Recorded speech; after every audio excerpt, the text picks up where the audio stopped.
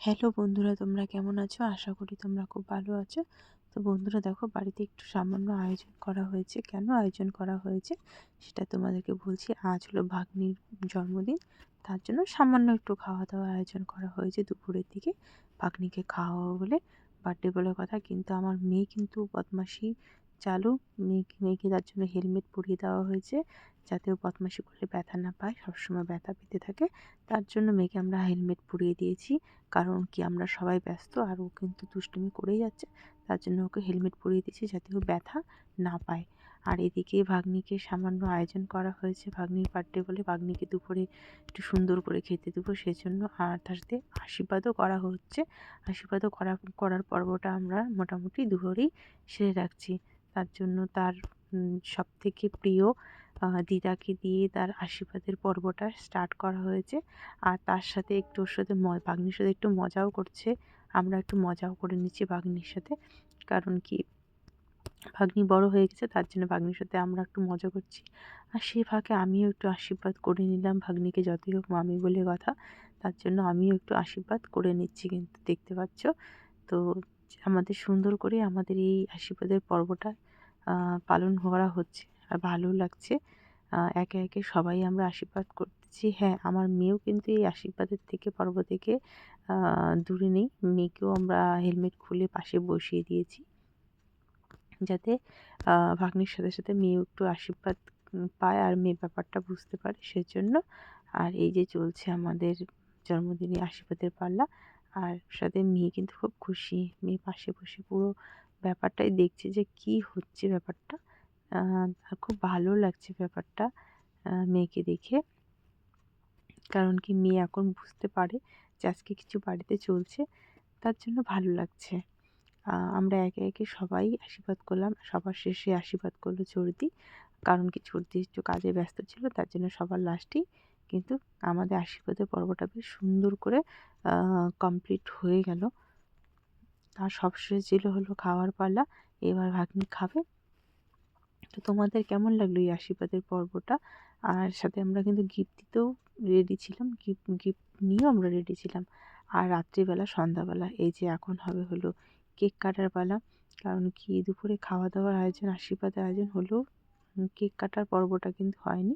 তার জন্য আমরা এখন কেক কাটা করব। এই যে কেক কাটিং হবে। কেকটা কেমন হয়েছে তোমরা কিন্তু সবাই আমাকে কমেন্ট করে বলবে।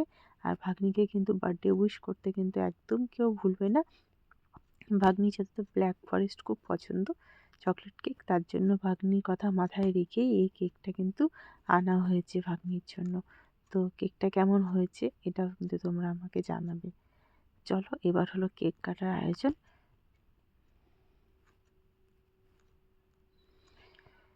মোটামুটি বার্থডের জন্য ঘরে একটু মোটামুটি বেলুন দিয়ে সাজানো হয়েছে। যদিও আমরা হ্যাপি বার্থডে লেখাটা আমি খুঁজে পাইনি, আর কোথায় রেখে ফেলেছিলাম ভুল করে। তার জন্য হ্যাপি বার্থডে লেখাটা আমরা লাগাতে পারলাম না। তার জন্য আমি খুব দুঃখিত, কারণ কি আমি ভুল করে কোথায় রেখে দিয়েছি আর খুঁজে পাচ্ছি না। তার জন্য বেলুন দিয়ে মোটামুটি একটু ডেকোরেশন করা হয়েছে। বেলুন না হলে বার্থডে মনে হয় না, বার্থডে ফিল হয় না, সেই জন্য। আর এই যে চলে এসেছে পায়েস। আর এখন হবে কেক কাটিং। এভাবে করে আমরা বার্থডেটা উইশ করব। আর বার্থডে গালও কিন্তু নতুন ড্রেস পরে, ঠান্ডার দিনের যে ড্রেস সেইটাই পরে কিন্তু বার্থডে গাল একদম রেডি হয়েছে, নতুন ড্রেস। আর এখন হবে হলো কেক কাটিং। আবার মেয়েকে আমরা হেলমেট পরিয়ে দিয়েছি, যাতে মেয়ে আবার ব্যথা না পায়, সেই জন্য মেয়েকেও কিন্তু হেলমেট পরিয়ে আমরা রেডি করে ফেলেছি। তো চলো, এখন বার্থডে গার্ল কেক কাটবে।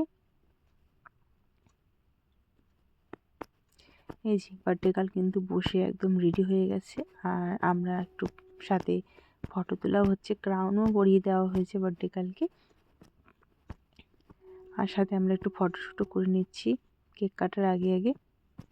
কারণ কেক কাটার পরে তো আর ফটো তুলে লাভ নেই, সেজন্য আমরা কেক কাটার আগেই ফটো তুলে নিয়েছি। এখন প্রদীপও চলে গেছে এখন।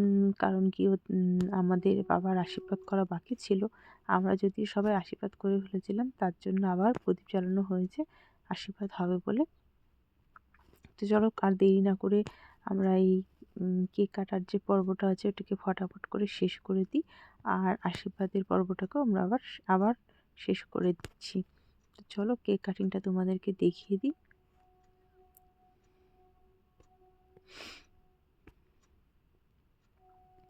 তো বার্থডে আমাদের স্টার্ট হয়ে গেছে। মিডনাইটেও বার্থডে সেলিব্রেট হয়েছিল, বাট সেটা তোমাদেরকে আমি দেখাইনি। কিন্তু এখনের এই কেক কাটিংটা তোমাদের না দেখালে একদম খুব ইস্যু হয়ে যাবে, অন্যায় হয়ে যাবে। তার জন্য আমি রেডি হয়ে একদম চলে এসেছি ভিডিও করার জন্য। আর সাথে মেয়ে কিন্তু একদম রেডি হয়ে বসে পড়েছে কেক কাটার জন্য। মেয়ে কিন্তু আমাদের আমাদের মতন, ভাগ্নির মতন মেয়েও কিন্তু অনেক এক্সাইটমেন্ট। মেয়ে বার্থডে ব্যাপারে কি জানি না। ওর বার্থডের সময় তো ও খুব নার্ভাস ছিল, খুব কান্নাকাটি করছিল, কেক কাটতে যাচ্ছিল না। বাট ওর দিদিভাইয়ের বার্থডেতে কিন্তু ও কিন্তু একদম চুপচাপ শান্তশিষ্ট মনে খুশি, পুরো খুশির সাথে কেক কাটলো। আর আমরা তো সেটা দেখে সবাই অবাক হয়ে গেলাম যে মেয়ে একদম চুপচাপ এত খুশিতে বার্থডেতে কেক কাটবে ওর দিদিভাইয়ের সাথে বসে, সেটা আমরা ভাবতেই পারিনি। যাই হোক, খুব সুন্দরভাবে আমাদের যে কেক কাটার এই পর্বটা ছিল সেটা শেষ হয়ে গেল। কিন্তু বাবা কিন্তু শুয়েই ছিল। বাবাকে বলা হলো, "বাবা সবাই বসে আছে, তো তোমাকেও বসতে হবে।" তারপর বাবা উঠে বসলো, কারণ কি এখন আশীর্বাদও করতে হবে সেজন্য। এই যে কেক কাটা হয়ে গেছে, আর সবার ফার্স্টে কিন্তু মেয়েকেই খাওয়ানো হয়েছে কেক। মনে হচ্ছে বার্থডেটা বলি, এ দেখো কতটা খুশি, আবার হাততালিও দিচ্ছে। সো এইভাবে করে আমাদের বার্থডে শেষ হয়ে গেল। সো বাবাই, তোমাদের সাথে আবার দেখা হবে, বাবা।